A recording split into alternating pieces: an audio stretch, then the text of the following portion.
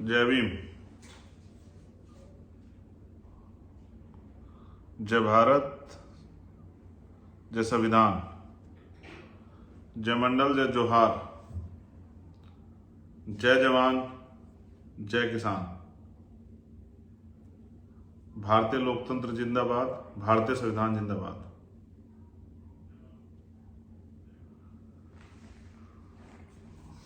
आज का ये विशेष लाइव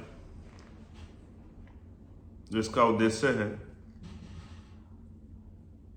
11 सितंबर को होने वाली रैली, एक आंदोलन जिसको हम लोगों ने तय किया है कि हमें ये आंदोलन अपने लोगों के हितों के लिए करना है, उनकी रक्षा के लिए करना है, उनको सही रास्ता दिखाने के लिए करना है।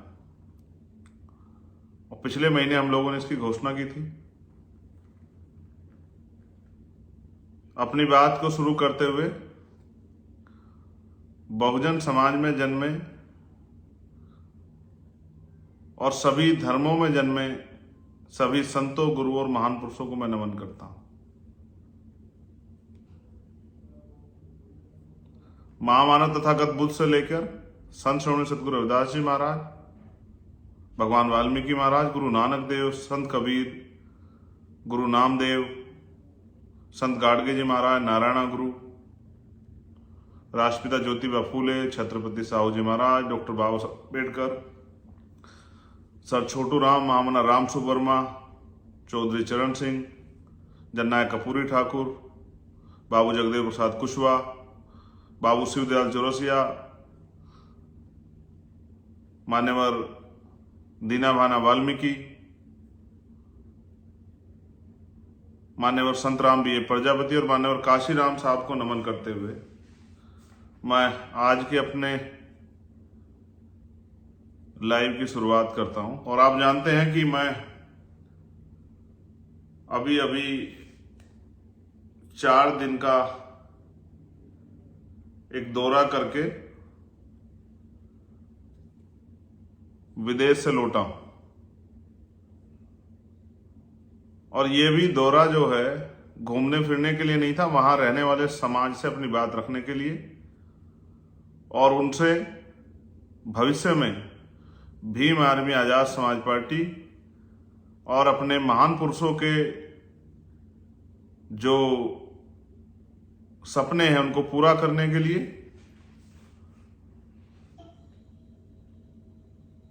और जो आंदोलन हम लोग चला रहे हैं उस आंदोलन में योगदान देने के लिए मैंने अपने 4 दिन वहां व्यतीत किए।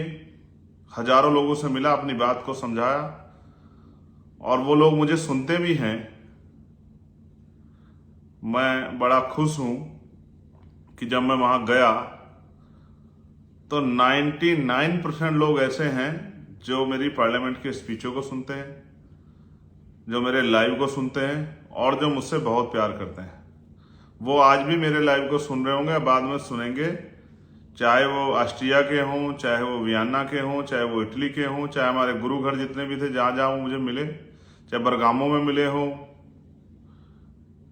या करमोना में मिले हों या ब्रसिया में मिले हों। और आपको जान के अचरज होगा कि कितने ही कंट्रियों के लोग वहां पर आए, सिर्फ एक दिन की खबर में मेरे जाने की खबर सुनकर कि भाई आ रहा है।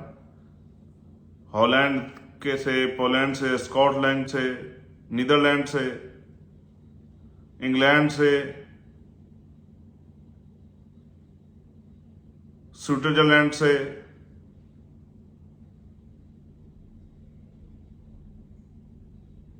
फ्रांस से, जर्मनी से, इतने लोग वहां पहुंचे।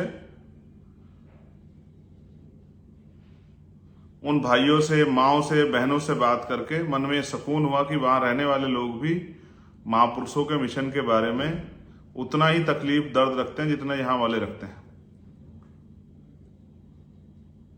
सम्मानित साथियों, 11 सितंबर का जो कार्यक्रम रखा था उससे पहले अचानक से मुझे जाना पड़ा। जिस प्यार के बारे में मैंने सोचा भी नहीं था, वो प्यार मुझे वहां पर मिला। मुझे जो सम्मान वहां पर मिला, मैं उसके लिए हमेशा ऋणी रहूंगा अपने भाइयों का। ग्लोबल रविदासिया फाउंडेशन और तमाम संगठन, हमारे गुरु घर की प्रबंधक कमेटियां, उन सब का। साथ साथ मैंने वहां से बहुत कुछ सीखा भी। जब मैं वहां गया, मैंने वहां के एजुकेशन सिस्टम को, हेल्थ सिस्टम को, वहां के रोजगार की व्यवस्था को, खेती की व्यवस्था को, वहां की सफाई व्यवस्था को, वहां के कर्मचारियों के समस्याओं को, या वहां के कर्मचारियों के जीवन को, आम लोगों के जीवन को किस तरह से वो लोग जीते हैं, इसको भी मैंने सीखा और समझने का प्रयास किया।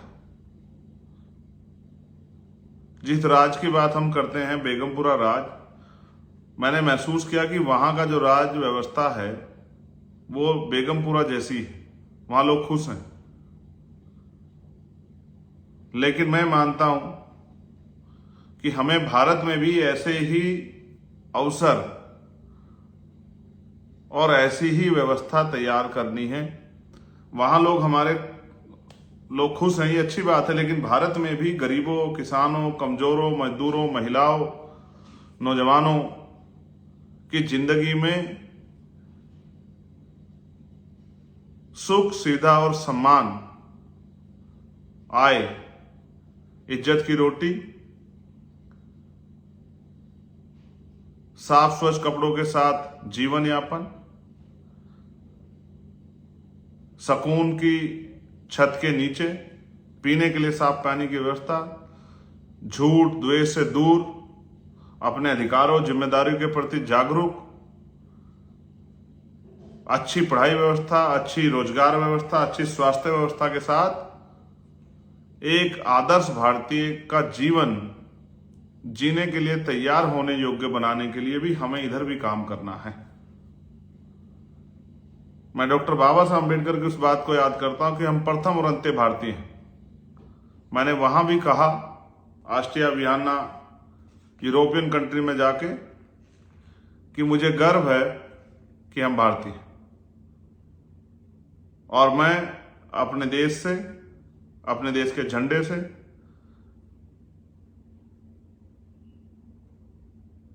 उतना प्यार करता हूं जितना एक बेटा अपनी मां से करता है।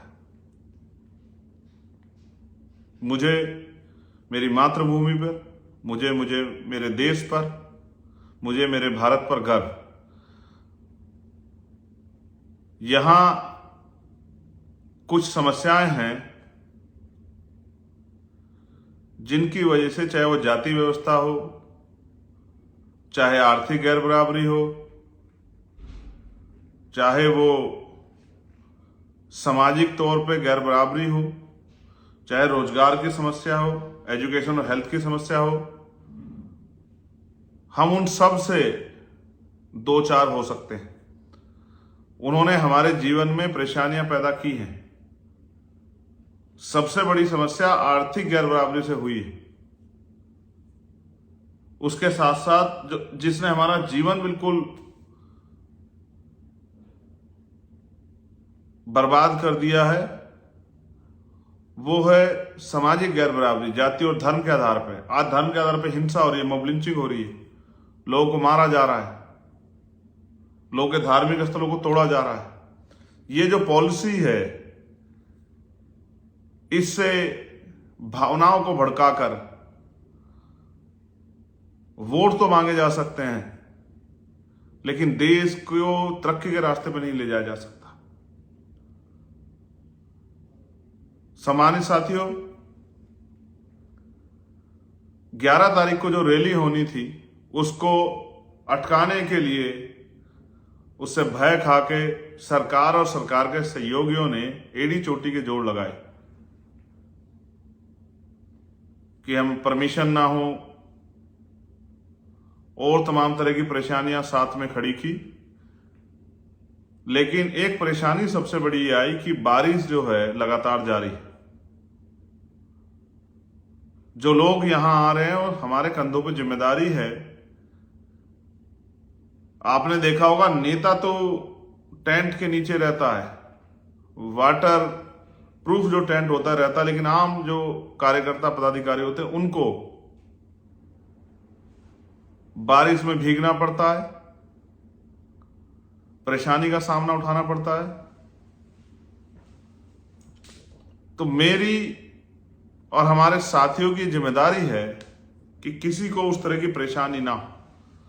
इसलिए हमने मौसम को ध्यान में रखते हुए इंदिरा गांधी स्टेडियम जो आईटीओ के पास है, इंदिरा गांधी स्टेडियम जो आईटीओ के पास है, वहां पर इस अपने कार्यक्रम को सफल बनाने की व्यवस्था की है। जो कार्यक्रम पहले हमारा रामलीला मैदान में होना था, अब वो कार्यक्रम आप सबके सहयोग से इंडोर स्टेडियम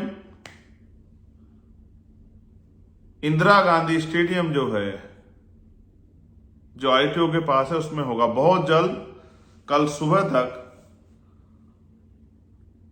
और आज लेट नाइट में उस कार्यक्रम की लोकेशन यूपी से आने वाले लोगों के लिए, जो गाजियाबाद के रास्ते आएंगे, जो हापुड़ के रास्ते आएंगे उनके लिए, जो नोएडा से होके आएंगे उनके लिए, जो हरियाणा से होके आएंगे उनके लिए, जो प्लेन से आएंगे उनके लिए, जो ट्रेन से आएंगे उनके लिए, जो बसों से आएंगे उनके लिए।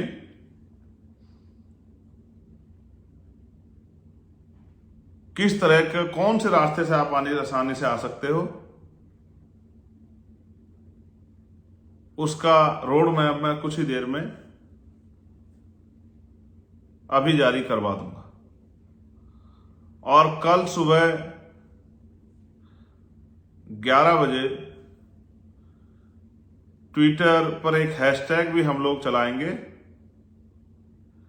11 सितंबर इंदिरा गांधी स्टेडियम चलो।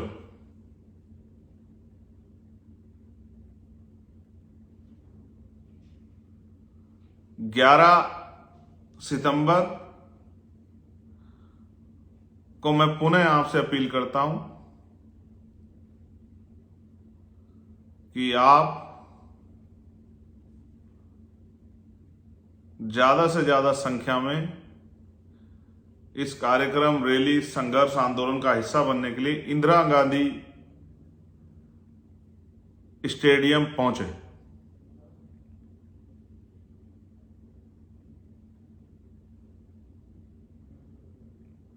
वहां पर अंदर और बाहर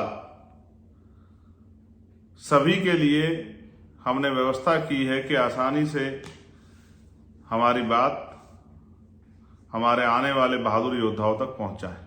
मैं पुनः आपको याद दिलाना चाहता हूं, 11 सितंबर सुबह 10 बजे इंदिरा गांधी स्टेडियम, आईटीओ के पास, दिल्ली।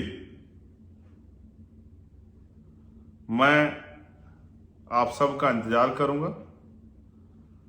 हमेशा की तरह, जिस तरह अभी तक आपने इस आंदोलन को सींचा है और मुझे हमेशा से आगे बढ़ाने का, आंदोलन को आगे बढ़ाने का काम किया है, मैं भीम आर्मी आजाद समाज पार्टी के साथियों को कहूंगा कि वो घर ना रहें, एक दिन इस संघर्ष में अपना योगदान अवश्य दें। इसलिए ज्यादा से ज्यादा संख्या में इंदिरा गांधी स्टेडियम, आईटीओ पहुंचकर इस आंदोलन को सफल बनाएं। जय भीम, जय जोहार, जय मंडल, जय विज्ञान, जय भीम, जय भारत, जय संविधान। आप सभी के लिए बहुत बहुत मंगल कामनाएं और आशा और उम्मीद कि हमेशा की तरह आप इस आंदोलन को भी सफल बनाकर विरोधियों को मुंह तोड़ जवाब देंगे। मैं चंद्रशेखर आजाद, आपका भाई, आपका बेटा, आपका कार्यकर्ता, आपका इंतजार करूंगा। धन्यवाद।